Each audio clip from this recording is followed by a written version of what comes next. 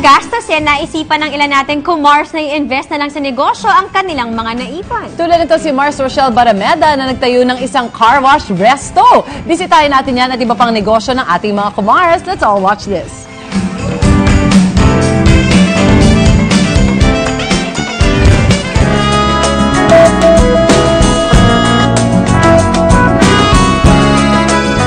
Well, kusina ni Rochelle, nag-start yan kasi nga nung yung uncle ko, nagdala siya ng kuhol sa Bicol, from Bicol.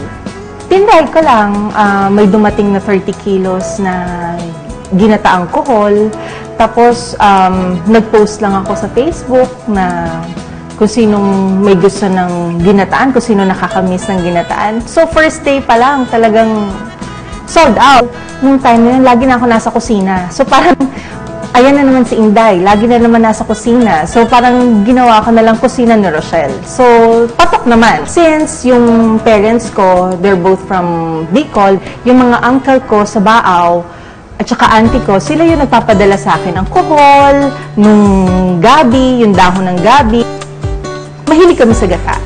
So, parang inano ko na rin dahil marami din ako mga kaibigan na every time na may party kami dito sa bahay, ang lagi talaga nauubos laing.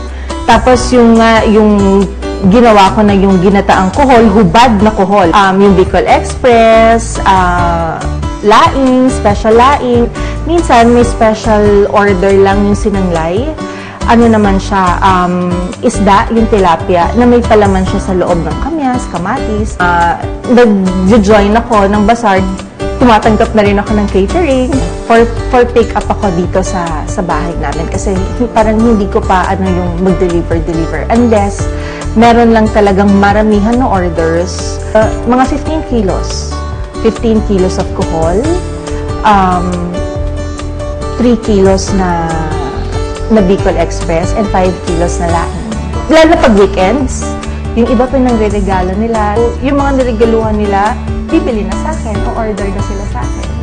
Ang kusina ni Rochelle, makikita niyo po ito sa aking personal Facebook account na Rochelle Barameda Labarda or Rochelle Barameda. And yung Instagram ko po, I love Rochelle Barameda, and yung aking Twitter na I love Rochelle.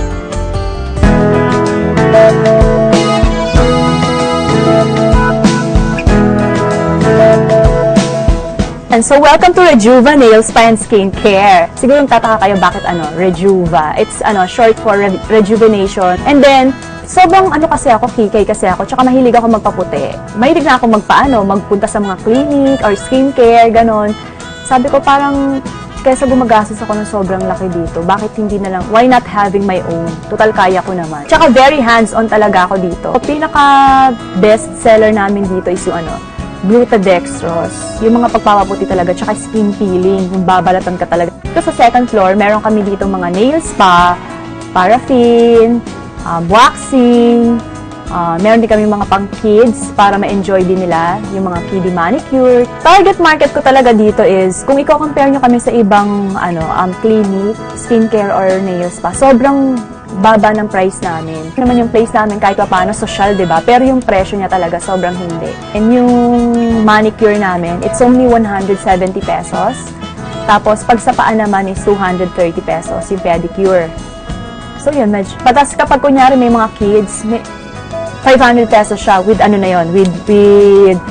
with matching spa.